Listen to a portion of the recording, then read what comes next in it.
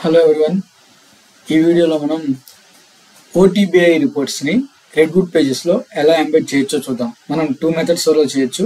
One is by using guided journeys and one is by using script. Okay, JavaScript use చేసుకుని కూడా మనం OTBI రిపోర్ట్స్ని embed చేయొచ్చు. So నేను మీకు ఈ వీడియోలో ఒక గైడెడ్ జర్నీ క్రియేట్ చేసి అందులో ఒక OTBI రిపోర్ట్, రెడ్వుడ్ పేజ్లో OTBI రిపోర్ట్ని ఎలా పెట్టచ్చో చూపిస్తాను అనమాట. ఫస్ట్ ఆఫ్ ఆల్ మనం మై పాయింట్ గ్రూప్స్కి వెళ్తే కింద షో మోడ్లో క్విక్ యాక్షన్స్ ఉంటాయి. ఈ క్విక్ యాక్షన్స్లో మనం గైడెడ్ జర్నీ అని సెట్ చేస్తే గైడెడ్ జర్నీస్ ఉంటాయి అన్నమాట. ఈ గైడెడ్ జర్నీ టాస్క్లో మనం గైడెడ్ జర్నీ క్రియేట్ చేయాలి. నేను ఇక్కడ క్రియేట్ బటన్ క్లిక్ చేసి ఒక కొత్త గైడెడ్ జర్నీని క్రియేట్ చేస్తాను.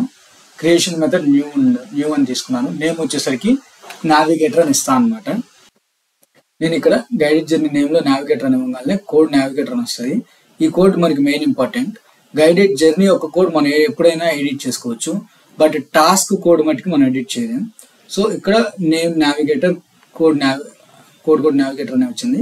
సో ఇక్కడ అలో యాక్సెస్ ఫర్ ఎక్స్టర్నల్ యూజర్స్ అనే ఆప్షన్ ఉంది, అది నేను సెలెక్ట్ చేసుకోవట్లేదు. క్రియేట్ డ్రాఫ్ట్ అని క్లిక్ చేయగానే మనకి డ్రాఫ్ట్ వర్షన్ ఒకటి క్రియేట్ అవుతుంది. సో ఇక్కడ మనకి ఓవర్వ్యూలో డ్రాఫ్ట్ ఒకటి క్రియేట్ అయింది. నేను ఇక్కడ టాస్క్స్ దగ్గరికి వెళ్ళి ప్లస్ యాడ్ బటన్ క్లిక్ చేస్తాను. టాస్క్స్ మనం క్రియేట్ చేసుకోవచ్చు. ఇక్కడ నేను టాస్క్ నేమ్ కూడా నావిగేటర్ అనే ఇస్తున్నాను, కోడ్ కూడా నావిగేటర్ అనే తీసుకుంటుంది. ఓకే, అండ్ స్టేటస్ ఎప్పుడు యాక్టివ్లో ఉండాలి. సీక్వెన్స్ అనేది 1. ఈ సీక్వెన్స్ అనేది మల్టిపుల్ టాస్క్స్ మనం క్రియేట్ చేసినప్పుడు టాస్క్స్ ఏ సీక్వెన్స్లో ఉండాలని చెప్పడానికి ఈ సీక్వెన్స్ ఫీల్డ్. నేను ఇక్కడ టాస్క్ టైప్లో ఎక్స్టర్నల్ URL తీసేసి అనాలిటిక్స్ అని సెలెక్ట్ చేసుకుంటాను అనమాట. అనాలిటిక్స్ అని సెలెక్ట్ చేసుకున్నప్పుడు మనకి ఇక్కడ OTBI analysis, type of analytics is OTBI analysis అని వస్తుంది. ఇక్కడ OTBI అనాలిసిస్ పాత్ ఇవ్వాలి.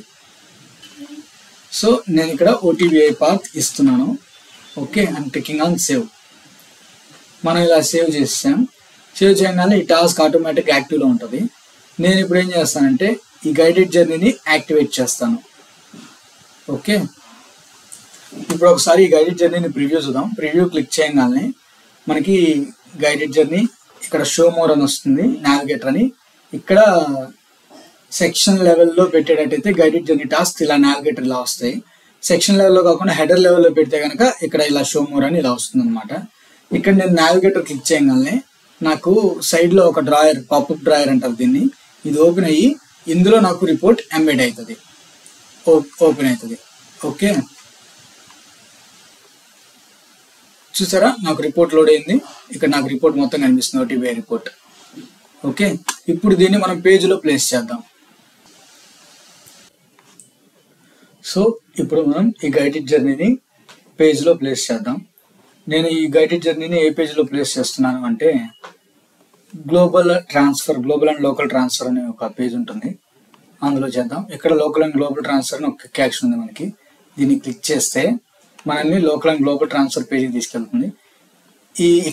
ఈ డీటెయిల్స్ కానీ లైక్ ఈ లిస్ట్ పేజ్లో నేను ఇక్కడ ఒక ఎంప్లాయీని సెలెక్ట్ చేసుకుంటాను. ఈ ఎంప్లాయీని ఒక లీగల్ ఎంట్రీ నుంచి ఇంకో లీగల్ ఎంట్రీకి కానీ అలా మార్చడానికి స్క్రీన్స్ వస్తాయి.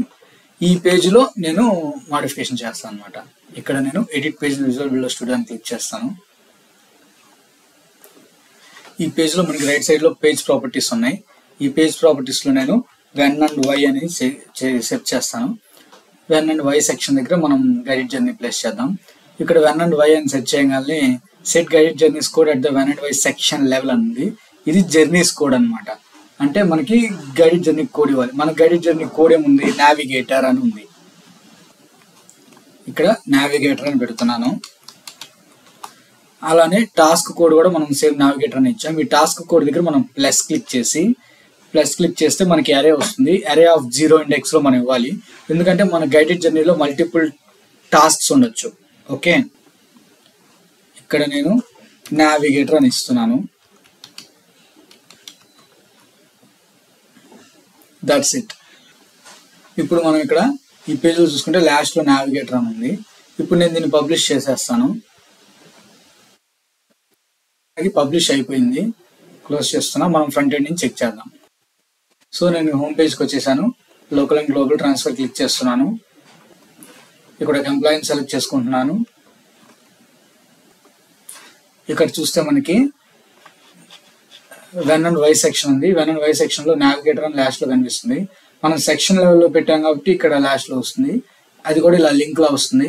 అదే మనం హెడర్ లెవెల్లో ఇక్కడ పేజ్ లెవెల్లో గ్లోబల్ హెడర్ లెవెల్లో పెట్టుంటే అప్పుడు మనకి పైన ఒక కార్డ్ లాగా వస్తుంది అనమాట. ఇప్పుడు నేను ఈ నావిగేటర్ని క్లిక్ చేయగానే నాకు సైడ్లో ఒక డ్రాయర్ పాపప్ ఓపెన్ అవుతుంది. ఇందులో మనకి OTBI రిపోర్ట్ అనేది లోడ్ అవుతుంది అనమాట. చూసారా, లోడ్ అయింది. సో ఇది నా OTBI report which is navigating me to multiple డార్స్. ఇవన్నీ నాకు డార్ టైప్స్. ఈ డార్ టైప్స్ మీద క్లిక్ చేయగానే నన్ను వేరే ట్యాబ్కి నావిగేట్ చేస్తే అలా సెట్ చేసి పెట్టాను. సో ఇలా మనం BI రిపోర్ట్స్ని OTBI రిపోర్ట్స్ని ఎంబెడ్ చేయొచ్చు. ఇది OTBI రిపోర్ట్.